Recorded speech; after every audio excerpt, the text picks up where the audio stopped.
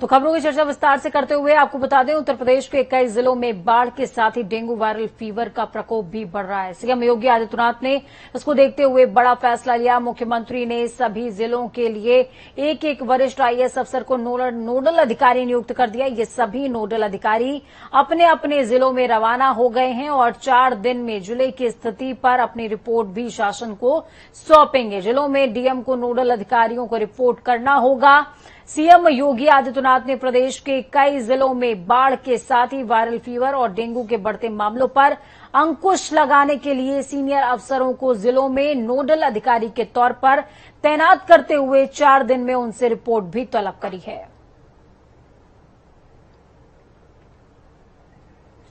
वहीं बॉलीवुड के चर्चित गायक कुमार सानू ने आज मुख्यमंत्री योगी आदित्यनाथ से लोक भवन में शिष्टाचार भेंट करी।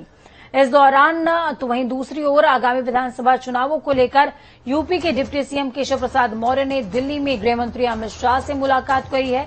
डिप्टी सीएम और अमित शाह की ये मुलाकात शाह के आवास पर हुई। इस मुलाकात के दौरान विधानसभा चुनावों के मद्देनजर चर्चा हुई।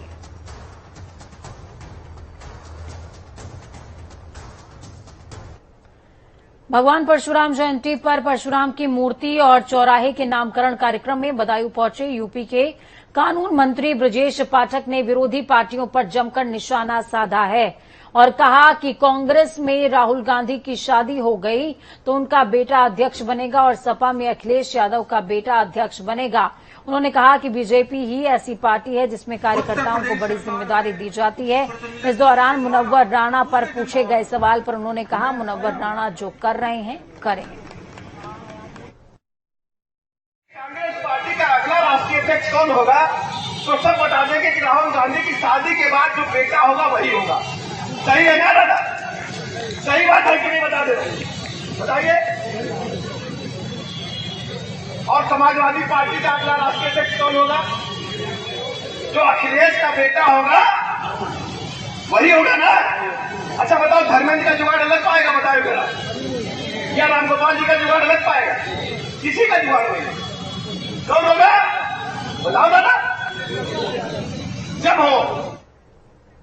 बिजनौर जिले के प्रभारी मंत्री कपिल देव अग्रवाल ने जिला अस्पताल पहुंचकर वहां बने ऑक्सीजन प्लांट का उद्घाटन किया। कोरोना की तीसरी लहर को देखते हुए प्रभारी मंत्री जिला अस्पताल पहुंचे और वहां पर 500 लीटर क्षमता वाले बने ऑक्सीजन प्लांट का उद्घाटन भी किया और कहा कि प्रदेश सरकार की ओर से बिजनौर जिला सहित सभी जिलों में जल्द ही ऑक्सीजन प्लांट लगाते हुए लोगों के स्वास्थ्य के प्रति अपनी जिम्मेदारी को निभाने का काम किया गया है। आपको बता दें, कोरोना की तीसरी लहर को देखते हुए प्रदेश सरकार की ओर से बिजनौर जिले में ऑक्सीजन प्लांट लगाया गया। इस ऑक्सीजन प्लांट के माध्यम से 1 मिनट में 500 लीटर ऑक्सीजन का उत्पादन किया जाएगा। जिसकी 500 लीटर प्रति मिनट की क्षमता है और एक बड़ा ये ऑक्सीजन प्लांट इस बार आज पाया। मुख्यमंत्री के निर्देश है कि ऐसे प्रत्येक जनपद के अंदर, प्रदेश भर के प्रत्येक जनपदों में इस प्रकार के कम से कम 1 प्लांट, 2 प्लांट, 5 प्लांट जैसी आवश्यकता हो वैसा वहां पर लगाया जाए। और मैं इसका निरीक्षण भी कर रहा हूँ हॉस्पिटल का। वर्तमान में महिला हॉस्पिटल में बहुत अच्छी व्यवस्था, सुंदर, पेशेंट को हर प्रकार की सुविधा ये देने का निर्देश हमारे मुख्यमंत्री द्वारा लगातार दिया जा रहा है। 5 सितंबर को मुजफ्फरनगर के राजकीय इंटर कॉलेज के मैदान में होने वाली किसान महापंचायत को लेकर जिला प्रशासन की ओर से सुरक्षा व्यवस्था के पुख्ता बंदोबस्त किए गए हैं। किसान महापंचायत की जमीन के साथ साथ आसमान से भी निगरानी की जाएगी। शहर से लेकर गांव तक फोर्सेस तैनात रहेंगी। महापंचायत में सुरक्षा व्यवस्था के लिए स्थानीय पुलिस के साथ साथ 8 कंपनी पीएसी और पैरामिलिट्री फोर्सेज और मेरठ जोन के सभी जनपदों की पुलिस तैनात रहने वाली है। देर शाम एडीजी राजीव सबरवाल किसान महापंचायत स्थल का जायजा करने मुजफ्फरनगर पहुंचे, जहां उन्होंने चौधरी नरेश टिकैत और भारतीय किसान यूनियन के नेताओं से सड़क यातायात और पंचायत स्थल की सुरक्षा को लेकर चर्चा की है। देखिए, जो 5 तारीख में किसान महापंचायत है, इसके लिए जो कि राजकीय इंटर कॉलेज मुजफ्फरनगर में है, इसके लिए जनपद पुलिस और प्रशासन अपनी तैयारियां कर रहा है। हम लोगों ने अपना विभिन्न चीज़ों का आकलन किया है। फोर्स की अवेलेबिलिटी, फोर्स की डिमांड, बाकी सारी चीज़ें देखी गई हैं और लगातार इसमें मॉनिटरिंग की जा रही है हमारे स्तर से, सीनियर अधिकारियों के स्तर से, ताकि किसी भी प्रकार से कानून व्यवस्था की कोई समस्या ना हो और जनपद में सारी चीज़ों को देखते हुए व्यवस्था की जाए। ट्रैफिक डायवर्जन के जो रूट प्लान्स बनाए गए हैं वो कल भी और परसों भी मीडिया के माध्यम से पब्लिक में शेयर कर दिए जाएंगे। ताकि पब्लिक का कोई व्यक्ति यदि कहीं जाना चाह रहा है तो वही समझ सके कि रूट कहाँ से डाइवर्ट हो रहा है और उनकी कोई रूट में उनको ट्रैफिक में फंसने की ऐसी कोई स्थिति उत्पन्न ना। मुजफ्फरनगर में 5 सितंबर को भारतीय किसान यूनियन की महापंचायत का आयोजन होगा, तो वहीं महापंचायत को लेकर भारतीय किसान यूनियन के राष्ट्रीय अध्यक्ष चौधरी नरेश टिकैत के साथ हमारे संवाददाता ने खास बातचीत करी है। देखिए, इस वक्त किसान राजधानी सुसोली में मौजूद है और हमारे साथ भारतीय किसान यूनियन के सुप्रीमो राष्ट्रीय अध्यक्ष चौधरी नरेश टिकैत जी मौजूद है। जीआईसी मैदान में 5 सितंबर को किसान महापंचायत आयोजित होनी है, जिसकी तैयारियों को लेकर लगातार भारतीय किसान यूनियन का पूरा कुनबा क्षेत्र में, प्रदेश में, कई प्रदेशों में लगातार जनसंपर्क कर रहा है और आह्वान कर रहा है कि किसान पंचायत में सभी किसान पहुंचे। इसी को साथ लेकर हमारे मौजूद चौधरी नरेश टिकैत जी हमारे साथ मौजूद है। इनसे उस किसान पंचायत के बारे में पूरी बातचीत करते हैं। चौधरी साहब, पहले तो आपका जनता टीवी में बहुत बहुत स्वागत है। धन्यवाद। बढ़िया। चौधरी साहब, 5 तारीख की किसान पंचायत आयोजित होने वाली है, जिसको लेकर आप लोग पूरी कमर कसी हुई है और लगातार फील्ड में जा रहे हैं, तो किस तरह की तैयारियां चल रही है? नहीं, तैयारी तो यार इतनी बड़ी पंचायत होगी जी जिसकी किसी ने भी कल्पना न करी हो। जी जगह जगह से ये आदमी हरियाणा, पंजाब, राजस्थान, उत्तर प्रदेश में से और उत्तराखंड में से कितने स्टेटों में आदमी आ रहे। जी तो हमारी तो यही है बात भाई, कोई व्यवधान ना पैदा हो इसमें, और इनका खाने पीने का जो हमारे अतिथि आ रहे बाहर से, किसान संयुक्त मोर्चे की पंचायत है, किसी एक पार्टी की नहीं, ना किसी एक संगठन की। जी तो इसे सफल बनाने की सबसे बड़ी हुआ है हमारी प्रशासन से भी यही हुआ हुई भाई इसे सफल बनवाओ।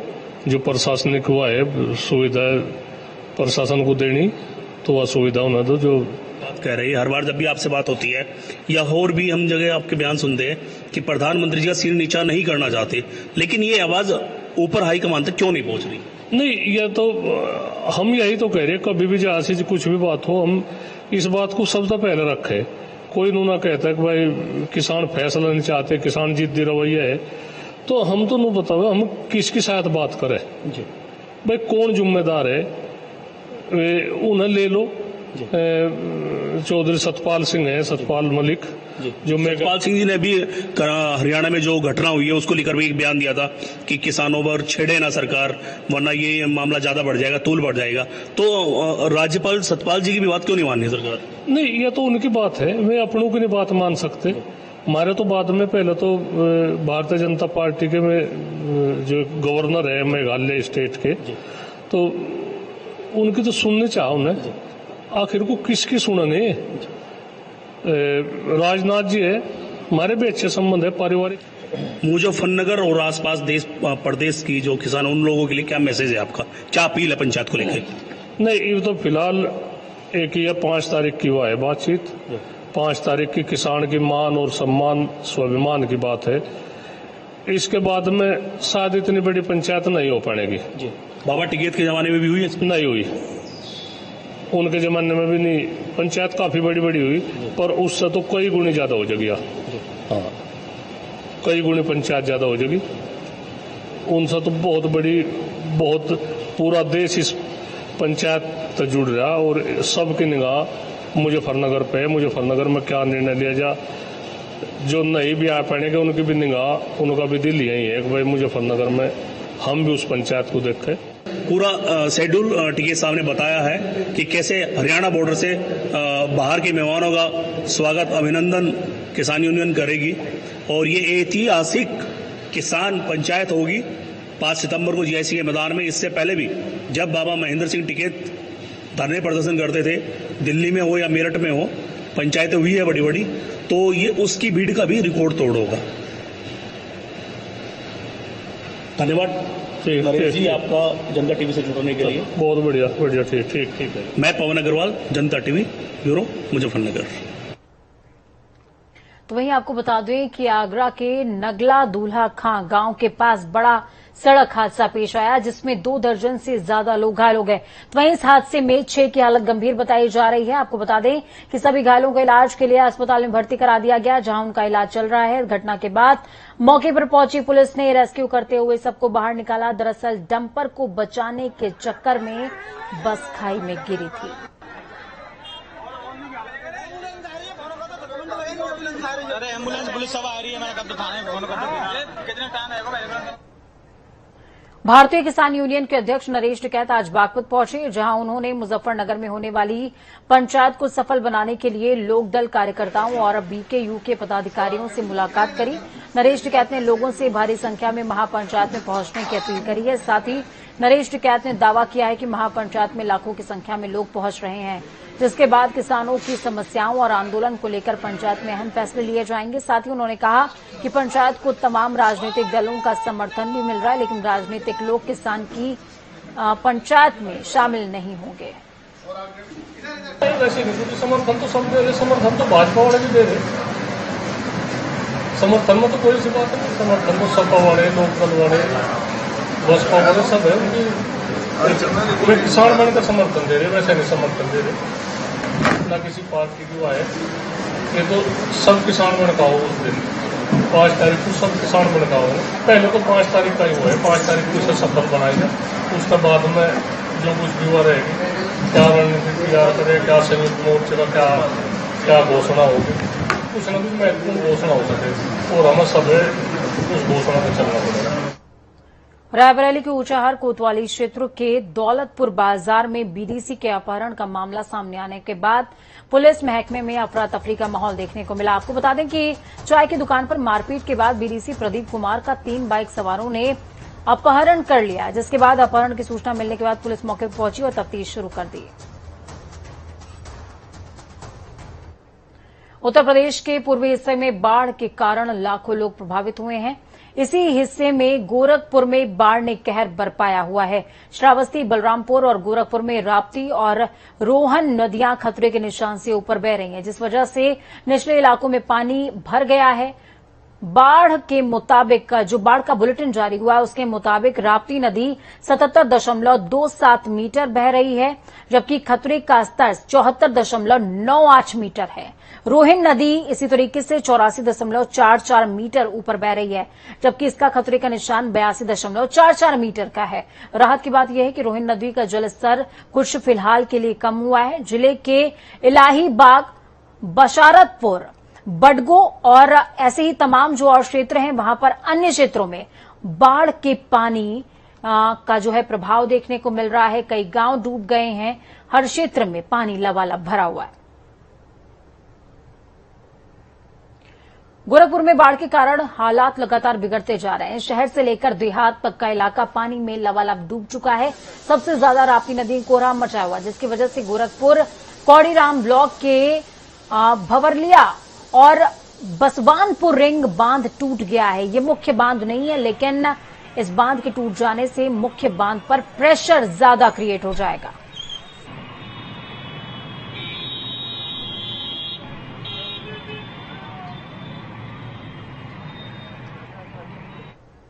उत्तर प्रदेश सचिवालय प्रांगण में बापू भवन में आत्महत्या के प्रयास में खुद को गोली मारने वाले अपर मुख्य सचिव के निजी सचिव विशंभर दयाल ने 5 दिन बाद दम तोड़ दिया। आईएएस रजनीश दुबे के निजी सचिव विशंभर दयाल की इलाज के दौरान मौत हो गई।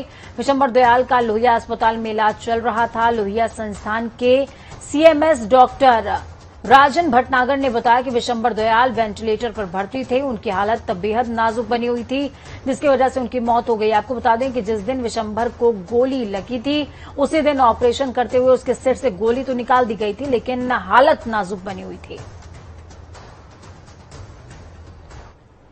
आगरा में महिला कांस्टेबल के इंस्टाग्राम में वीडियो वायरल होने के बाद महिला कांस्टेबल प्रियंका मिश्रा ने एएसपी को अपना इस्तीफा सौंप दिया है।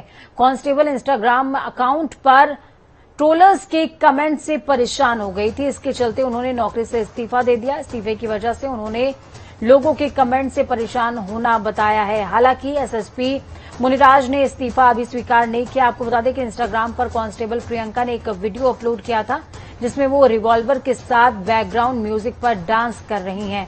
ये वीडियो इंटरनेट मीडिया पर छाया रहा तो महकमे ने कार्रवाई की और उनको लाइन हाजिर भी किया गया था। वाराणसी जोन में लंबे समय से पुलिस के लिए बड़ा सिरदर्द बने 1 लाख के इनामी बदमाश हरीश पासवान को उत्तर प्रदेश एसटीएफ की टीम ने ढेर कर दिया। एसटीएफ की वाराणसी जोन की टीम ने बलिया के रसड़ा में जिला पंचायत सदस्य का चुनाव लड़ने वाले पासवान को मुठभेड़ में मार गिराया। बलिया में एसटीएफ के डिप्टी एसपी डीके शाही के नेतृत्व में टीम ने हरीश पासवान को घेर लिया, जिसके बाद उसने भागने की कोशिश तो करी, लेकिन फायरिंग में एसटीएफ की टीम ने जवाबी फायरिंग करी, जिसमें पासवान मारा गया।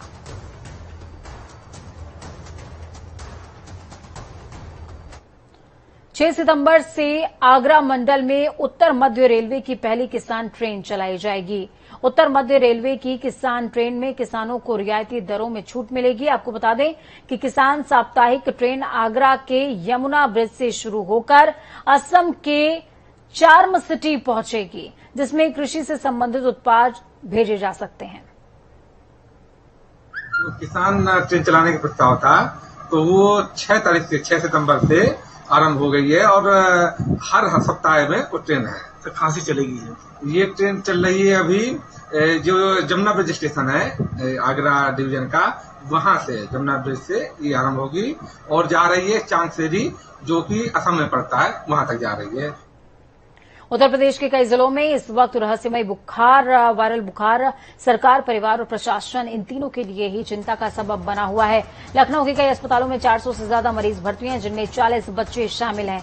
रहस्यमयी वायरल बुखार के साथ साथ मानसून में डेंगू और टाइफाइड के मामले भी देखने को मिल रहे। बुखार और इससे मौत के मामले मथुरा, एटा, मैनपुरी के साथ साथ फिरोजाबाद में भी सामने आए हैं। इसके बाद अब लखनऊ में भी बड़ी तादाद में लोग बीमार हो रहे हैं। तस्वीरें आपको 5 आपकी टीवी स्क्रीन पर तस्वीरें हैं। मथुरा, फिरोजाबाद, रायबरेली, वाराणसी और गाजियाबाद, हर जगह कहर बरपा हुआ है इस रहस्यमयी बुखार का और लोग बेहाल हैं।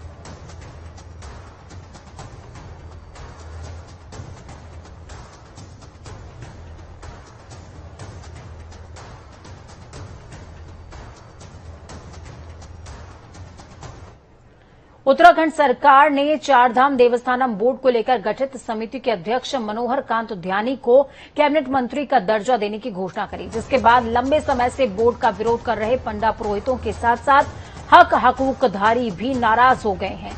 चारधाम तीर्थ पुरोहित हक हकूकधारी महापंचायत के प्रवक्ता डॉक्टर ब्रजेश शक्ति का साफ तौर पर कहना कि हम सरकार से बोर्ड को भंग करने की मांग कर रहे हैं और सरकार बोर्ड को लेकर केवल समिति की औपचारिकता निभा रही है।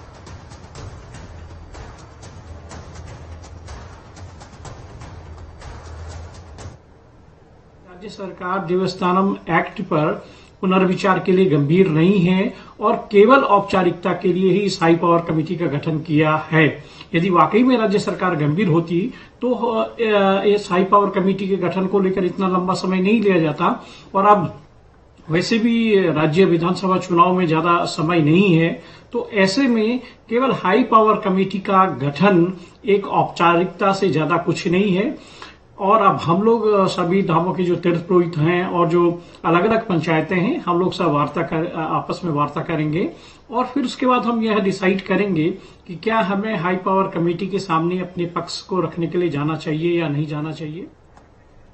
वहीं उत्तराखंड में एक बार फिर से भारी बारिश लोगों की मुश्किलें बढ़ा सकती है। मौसम विभाग ने उत्तराखंड के कई जिलों में भारी बारिश की संभावनाएं जाहिर करी हैं। मौसम निदेशक विक्रम सिंह के मुताबिक 4 सितंबर से 8 सितंबर तक प्रदेश में हैवी रेन की आशंकाएं हैं, जिसमें देहरादून, नैनीताल, पिथौरागढ़, बागेश्वर में भारी तो वहीं मैदानी जिलों में हल्की बारिश हो सकती है।